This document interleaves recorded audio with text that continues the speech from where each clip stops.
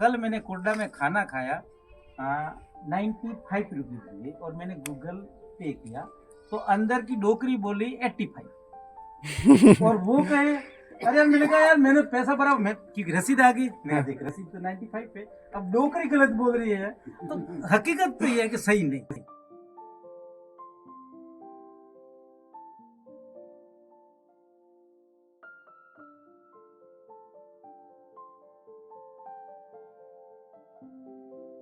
कानून में तो ये है कि वन अधिकार समिति बोल देगी कि इस व्यक्ति को देना चाहिए, उसको देना है। लेकिन सही वन है। विभाग क्या करता है कि ये कोऑर्डिनेंस लिए इसने और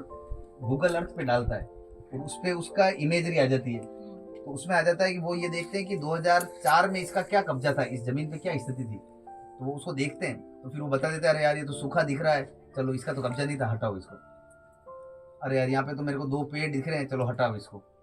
है ना। तो इस आधार पे वो कैंसिल कर देते हैं और वो बताते हैं कि यार 2004 में तो ये देखो इसका फोटो ऐसा आ रहा है, यहाँ पे तो कोई फसल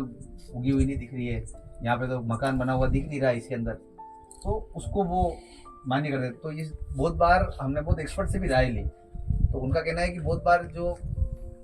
सैटेलाइट का नक्शा है, क्योंकि सैटेलाइट घूमता रहता है आकाश में, और हर बार आप जो तारीख डाल रहे हो कि 2002 में इस जमीन की क्या स्थिति थी, तो हो सकता है कि वो फोटो 2005 की हो और 2005 के बाद पहले की उसने ली नहीं हो इमेज, और वो 2005 को ही 2002 कर रहे हैं तो भी वही बता रहा है। तो ये कोई सही सबूत नहीं है कि इस जमीन की ये इमेज है, पर वो ये टिप्पणी कर देते हैं वन विभाग वाले। तो ये धर्म जी जो बात कह रहे हैं कि ये सारी फाइलें वन विभाग की टिप्पणी पे कैंसिल हो गई है कि तो इन्होंने धरना दिया 2 दिन पहले और उन वन विभाग वालों ने फिर माना हाँ यार हमसे गलती हो गई, हम वापस ठीक कर देंगे। हमने धरना दिया भाई, हम कह रहे हैं गांव वाले कि पुराना आदमी है, मोखा कह रहा है, भूमि का प्रकार कह रहा है, मकान कह रहा है पुराना है,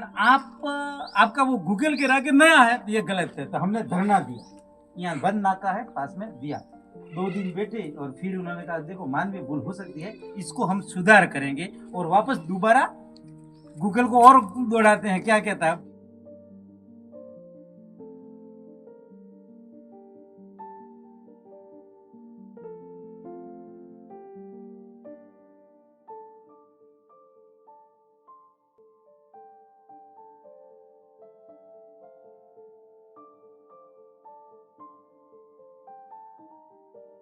विभाग बना इसलिए था कि हम जंगल के अंदर देखेंगे कि कोई बसा हुआ तो नहीं है। तो ये लोग तो 500 साल पहले बसे हुए हैं, हाँ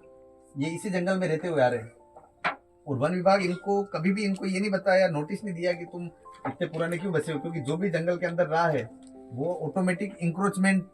उनको बता दिया कि इंक्रोचमेंट किया है, अतिक्रमण किया है इस जमीन पे। और इन लोगों के साथ अन्याय हुआ है, क्योंकि जब आप फॉरेस्ट एरिया डिक्लेयर कर रहे हो किसी भी इलाके में, तो उसके अंदर वो गांव आ रहा है, तो वो अपने आप ही गांव बसा हुआ है, उसको फॉरेस्ट इलाका डिक्लेयर करोगे तो पहले उसकी सीमा तय करो कि ये इलाका इसके पेरी पेरी में, ये इसको छोड़ के हमको जंगल डिक्लेयर करना है। पर सरकार ने क्या किया कि पूरा इलाके को ही बाहर से डिक्लेयर कर दिया कि ये जंगल है। अब अपन रोड से आए और वहाँ मकान नहीं थे तो उन्होंने डिक्लेयर कर दिया ये अंदर जंगल, अंदर तो गाँव है।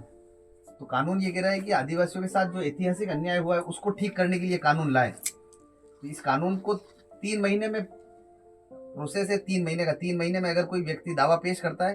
तो 3 महीने में उसको पट्टा मिल जाना चाहिए, व्यक्तिगत हो या सामुदायिक। लेकिन अभी 2008 में कानून लागू हुआ